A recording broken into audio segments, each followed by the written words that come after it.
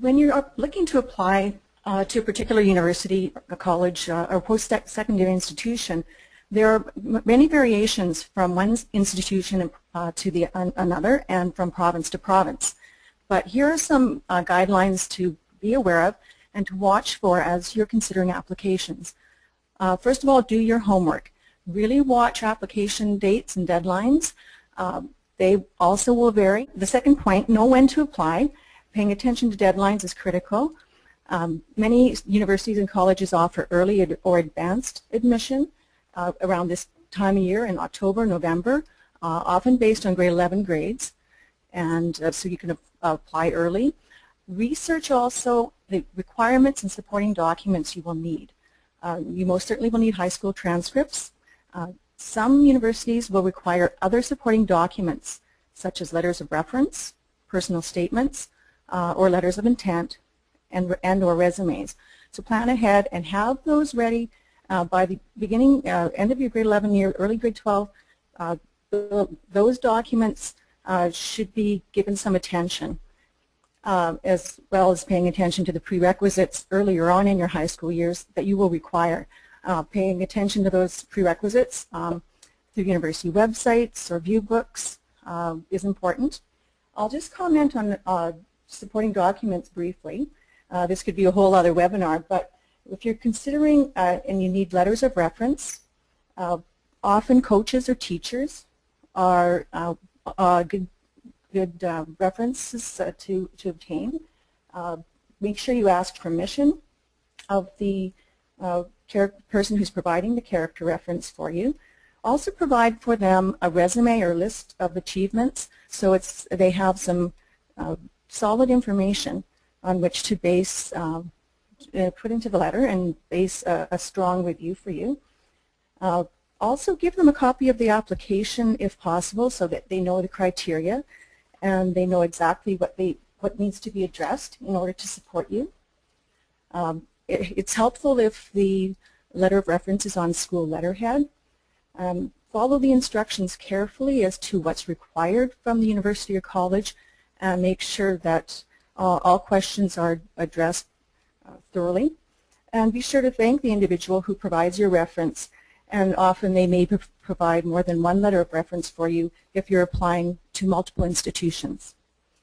Personal statements or letters of intent are basically a statement or information asking you about your motivation, goals, and experiences as they relate to higher education. So if it's a letter of intent, of course, that will be in structured letter form. A personal statement is more structured in essay form. And with both of those documents, if you need to provide them as part of your application, be focused, be interpretive, give examples of your strengths, talents, and interests, and personalize it, but not too much so. You want to bring a human element to it. It's almost like an interview on paper, but make sure that your personal points and examples are relevant to the particular document. With those two documents, letters of intent or personal statements, basically you are, because it is about you, you may use first person. Be sure to do a rough outline, edit, and proofread, or have a critical reader proofread for you. Lastly, I don't see resumes required often in applications, but it's always useful to have a strong resume prepared and ready to go, which outlines your past involvements, achievements, leadership experiences, any extracurricular activities, volunteer work, hobbies, and so on, and which will, again, share more information and show who you are. There are many useful resume websites online, and again, school counselors can often help with many of these elements. Okay, next slide.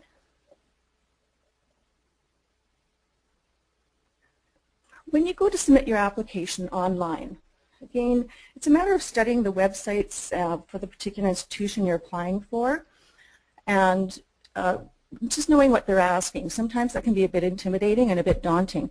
But when you first start to apply online, look for links in the websites which suggest applying for undergraduate admission or new student or secondary school admissions.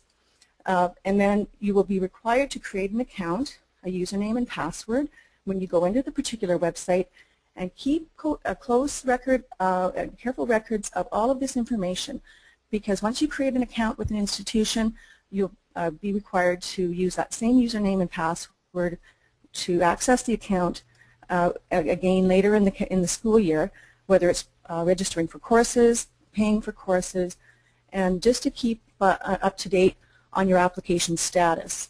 You will often be sent information or emails confirming that your acceptance or application, has been received, and it will also keep you up to date on other deadlines, such as when to apply for classes. At the time of application, be prepared to pay the application fee. Often a credit card payment online is preferred, and generally the fee to apply to an institution varies from $50 to $100. And again, some provinces, we'll get to this in the next few slides, have their own application systems, and they have their own individual fees. And those are centralized application agencies, which we'll address in the next few slides. Always complete the application. Once you complete the application, print a copy for your records, and keep all of your application information in a record or file for future reference. Next slide. So as mentioned, applying for schools varies from province to province. Ontario, Alberta, and British Columbia utilize their own central application agencies, and with the remaining provinces, students can apply directly to the school of choice. The Association of Canadian Universities and Colleges website is a useful tool to explore many different institutions across the country. And next slide.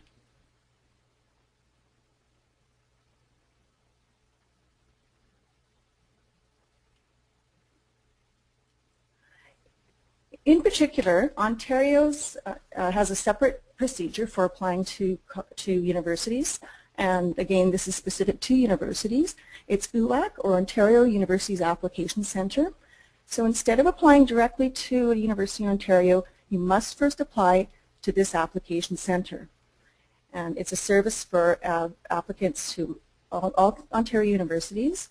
The base fee to apply is $125, and that allows you three options. Your first three options are choices to apply to universities in Ontario specifically. Next slide.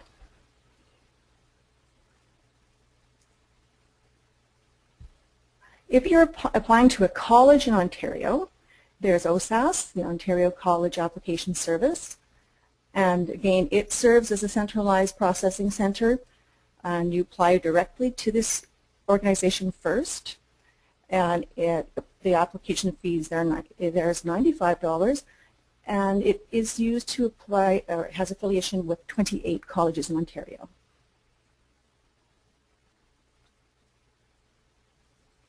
Alberta as well has its own application system called ApplyAlberta, and it's a web-based system where it handles all the applications, and for 22 schools, colleges, universities, and also it handles the transcript system for applications and grades. So you go specifically to that website first to apply, and you do not have to pay directly at that time to apply with ApplyAlberta, but you will later on pay for this, the application fee for your school of choice.